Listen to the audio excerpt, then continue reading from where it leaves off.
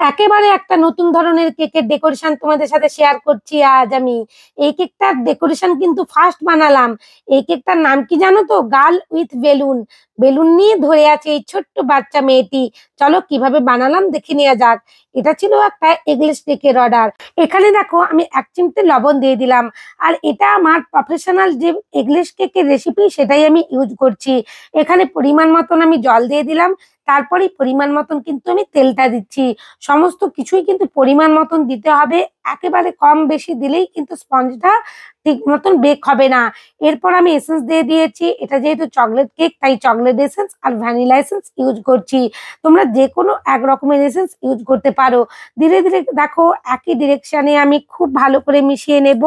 এখানে কিন্তু প্রথমেই যদি আমি বিটারটা চালু করতে যাই তাহলে কিন্তু চারিদিকে উঠতে থাকবে শুকনো ময়দাগুলো। তাই সবসময় এভাবে জল দেওয়ার পর একটু ভালো করে স্প্যাচুলা দিয়ে মাখিয়ে নিতে হবে। এরপর ধীরে ধীরে দেখো একটা ইলেকট্রিক বিটার দিয়ে আমি ভালো করে হাই স্পিডে বিট করে নেব। 4 থেকে 5 মিনিট কিন্তু বিট করতেই হবে। 4 থেকে 5 মিনিট বিট করার পর ব্যাটারটা একটা ফ্লপি ভাব এসে যাবে। তারপরেই কিন্তু আমি আগে থেকে রেডি করে রাখা বেকিং ট্রের মধ্যে সমস্ত ব্যাটারটা ঢেলে নেব। দেখো খুবই কিন্তু ধীরে ধীরে আমি এখানে সমস্ত কাজগুলো তোমাদের সাথে শেয়ার করছি। আর এইভাবে যদি একটা স্পঞ্জ রেডি করা যায় না, স্পঞ্জটা খুব নরম হয়, বোঝাই যায় না যে এটা এগলেস কেক না এগ দেওয়া কেক। খুব ভালো করে দেখো আমার এখানে মাখানো হয়ে গেছে। আমি এখানে ইলেকট্রিক বিটারটা বন্ধ করে দিয়েছি। এরপর দেখো একটা স্প্যাচুলা দিয়ে তোমাদেরকে দেখিয়েও দিচ্ছি। এরপরে দেখো আগে থেকে আমি একটা 7 ইঞ্চির বেকিং টিন রেডি করে রেখেছিলাম বাটার পেপার আর তেল দিয়ে। তার মধ্যে সমস্ত বাটারটা ঢেলে নিচ্ছি। আমি একটু হাইটে চাচ্ছিলাম। এটা একটা 2 পাউন্ডের কেকের অর্ডার ছিল, 2 পাউন্ড চকলেট কেকের এগলেস। তো সেটা আমি 7 ইঞ্চির মোল্ডে বেক করেছি, কারণ আমাকে এখানে 4টে লেয়ার বানাতে হবে। সেই জন্যই কিন্তু আমি এখানে 7 ইঞ্চির মোল্ডটা ইউজ করেছি। কেকটা দেখো আমি 4টে লেয়ারে ভাগ করে নেব। এখানে আমি ডিমোল্ড করে নিয়েছি। খুব সুন্দর নরম সফট স্পঞ্জি কেক রেডি হয়েছে। আর একেবারে কিন্তু ঠান্ডা হওয়ার পরেই কাটতে হবে। এই ধরনের এগলেস কেকগুলো অবশ্যই কিন্তু একেবারে যখন ঠান্ডা হয়ে যাবে তারপরে ফ্রিজে তোমরা 15 থেকে 20 মিনিট রেখে দেবে। তারপরেই কিন্তু এটা কেটো, তাহলে দেখবে পারফেক্ট ভাবে একটা লেয়ার কাট হবে। আমি সমস্ত টিপস তোমাদের সাথে শেয়ার করছি। আশা করছি ভিডিওটা তোমাদের ভালো লাগবে। যদি ভালো লাগে চ্যানেলে নতুন বন্ধু হয়ে থাকলে চ্যানেলটা সাবস্ক্রাইব করে দিও এরকম নতুন নতুন ভিডিও পাওয়ার জন্য। আর হ্যাঁ, লাইক শেয়ার কমেন্ট করতে কিন্তু ভুলো না। তোমাদের লাইক শেয়ার কমেন্ট আমাকে নতুন নতুন কাজ করতে উৎসাহিত করে। একজন এই কন্টেন্ট ক্রিয়েটারের ক্ষেত্রে একটা লাইক শেয়ার কমেন্ট অনেক গুরুত্বপূর্ণ তার কাছে। কারণ এই লাইক শেয়ার কমেন্ট তোমাদের ভালোবাসা আরো নতুন নতুন কাজ করতে উৎসাহিত করে আমাদেরকে। দেখো এখানে ধীরে ধীরে কথা বলতে বলতে আমি একটা বোর্ডের মধ্যে ক্রিম লাগিয়ে নিলাম। এরপর প্রথম স্পঞ্জটা বসিয়ে দিয়েছি। খুব ভালো করে সুগার সিরাপ দিয়ে সোপ করে নিচ্ছি। আর হ্যাঁ, এখানে যে সুগার সিরাপটা ইউজ করবে অবশ্যই কিন্তু ঠান্ডা হতে হবে, কখনোই কিন্তু গরম সুগার সিরাপ ইউজ করতে যেও না। এরপর দেখো আমি গানাশটা স্পঞ্জের মধ্যে খুব ভালো করে স্প্রেড করে নিয়েছি। এরপর পরিমাণ মতন আমি এখানে ক্রিমটা দিয়ে দিয়েছি। এই কেকটার অর্ডার যে স্যার আমাকে করেছিলেন উনি অনেক দূর থেকে আমাকে অর্ডারটা করেছিলেন ওনার ছোট্ট ভাইজির জন্য। তো ছোট্ট 7 বছরের মেয়েটি কেকটি পেয়ে খুব খুশি হয়েছিল। আর আমার কাছে রিভিউ এসেছিল যে কেকটার টেস্ট খুব ভালো ছিল আর কেকের ডিজাইন তো ওনাদের খুবই পছন্দ হয়েছিল। এরপর দেখো আমি ক্রিমের উপরে কত সুন্দরভাবে গানাশ দিয়ে দিলাম ভরে ভরে। এরপর গানাশটাও কিন্তু আমি স্প্যাচুলা দিয়ে খুব ভালো করে চারিদিকে স্প্রেড করে নিয়েছি। এইভাবে যদি কোয়ালিটি মেনটেন করে কাজ করো না, খুব সুন্দর টেস্ট হয় কেকের। অবশ্যই কিন্তু কোয়ালিটি মেনটেন করে কাজ করার চেষ্টা করবে। আবারও দেখো আমি দ্বিতীয় লেয়ারটা বসিয়ে দিয়েছি। আর এখানে কেকটা হাইট করার একটাই কারণ হলো এখানে যে আমি গার্লের যে ফন্ডেন্টের টপারটা বসিয়েছি তার জন্য আমাকে একটু কেকটা হাইটই করার ছিল। এই ধরনের balloon cake, girl with balloon cake কিংবা যে কোনো বেলুন কেক বা ফিগার কেক গুলো সাইডে বসানোর জন্য অবশ্যই কিন্তু একটু হাইটের কেক বানিয়ে নিতে হবে, নাহলে কিন্তু পারফেক্ট ভাবে টপার গুলো বসানো যাবে না। ওনারা কিন্তু আমাকে কোনো রকমের কেকের ডিজাইন দেননি, আমি নিজের মন খুশি একটা বানিয়ে দিয়েছিলাম। ওনারা খুবই খুশি হয়েছিলেন আমার কেকের ডেকোরেশন দেখে। দেখো এখানে আবারও আমি দ্বিতীয় লেয়ারটা বসিয়ে দিয়েছি। এরপর আমি তৃতীয় স্পঞ্জটা বসিয়ে দিলাম। খুব ভালো করে সোপ করে নিচ্ছি। অবশ্যই কিন্তু এগলেস কেক গুলো বিশেষ করে ভালো করে সোপ করে নিতে হবে, নাহলে ফ্রিজে রাখার পর কেকটা ড্রাই হয়ে যাবে আর চারিদিক থেকে ক্র্যাক আসা শুরু হয়ে যাবে। তোমরা নিশ্চয়ই অনেক সময় লক্ষ্য করেছো ফ্রিজে রাখার পর কেকগুলোর গায়ে একটা ফাটল ভাব এসে যায়। আমারও হয় এই সমস্যাটা অনেক ক্ষেত্রে। তখন আমি বুঝি যে কেকের স্পঞ্জটা খুব ভালো করে কিন্তু সোপ করানো হয়নি। আবার বেশি করে সোপ করাতে যেও না, তাহলে কিন্তু স্পঞ্জটা কাটার সময় ছেড়ে যেতে থাকবে। পরিমাণটা তোমাকে কিন্তু বুঝেই নিতে হবে যে কতটা পরিমাণ আমি এখানে সোপ করব। আর কম সোপ করলে অবশ্যই কিন্তু ক্র্যাক আসবেই আসবে, এটা আমি বলেই রাখলাম তোমাদেরকে, বিশেষ করে এগলেস কেকগুলোর ক্ষেত্রে। দেখো আবারও আমি কেকের মধ্যে এখানে ক্রিম লাগিয়ে তারপরে ক্রিমটা ভালো করে স্প্রেড করে নিয়ে এখানে আবার গানাশ দিয়ে চকো চিপস দিয়ে ভরে নিচ্ছি। এরপর আমি চতুর্থ স্পঞ্জটাও বসিয়ে দিয়েছি। অনেকটাই হাইট হয়ে গেছে কেকটার খুব সুন্দর করে। এরপর আমি আবারও দেখো সুগার সিরাপ দিয়ে সোপ করে নেব। তারপর আমি পরিমাণ মতন ক্রিম দিয়ে এখানে ক্রাম কোটিং করে নেব। অবশ্যই দেখো এখানে স্পঞ্জের মধ্যে একটু আমি গানাশ মিশিয়ে নেব। এইভাবে যদি গানাশ মিশিয়ে নাও তাহলে কিন্তু খেতে অসাধারণ টেস্ট হয়।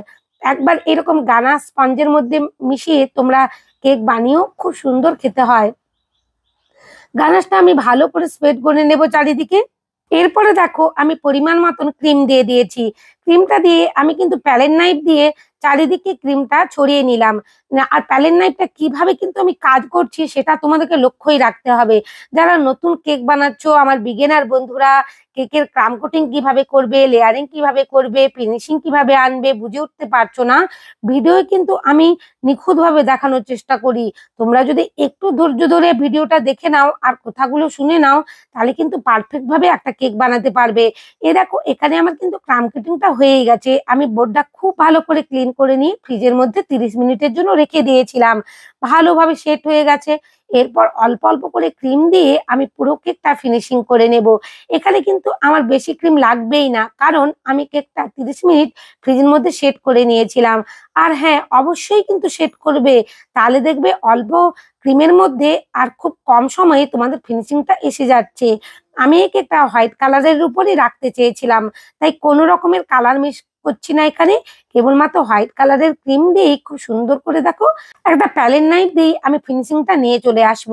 তোমরা যারা প্যালেট নাইফ দিয়ে ফিনিশিং আনতে পারো না, অবশ্যই কিন্তু স্ক্র্যাপার ইউজ করতে পারো, কোনো রকমের অসুবিধে হবে না। তুমি যেটা দিয়েই ফিনিশিং করো না কেন, অবশ্যই কিন্তু তোমাকে বাম হাতে টার্নিং টেবিলটা ঘোরাতে হবে, আর ডান হাতে স্ক্র্যাপার কিংবা প্যালেট নাইফ যেটা দিয়ে তুমি ফিনিশিং আনতে যাও না কেন ধরে রাখতে হবে। তাহলে দেখবে পারফেক্ট ভাবে একটা কেকের ফিনিশিং এসে যাবে। এরপর দেখো উপরের অংশ থেকে আমি খুব স্মুথ করে নিয়েছি ক্রিমটা। এরপর সাইডের অংশ থেকেও আমি কিন্তু টার্নিং টেবিলটা সমানে বাম হাতে ঘুরিয়ে যাচ্ছি।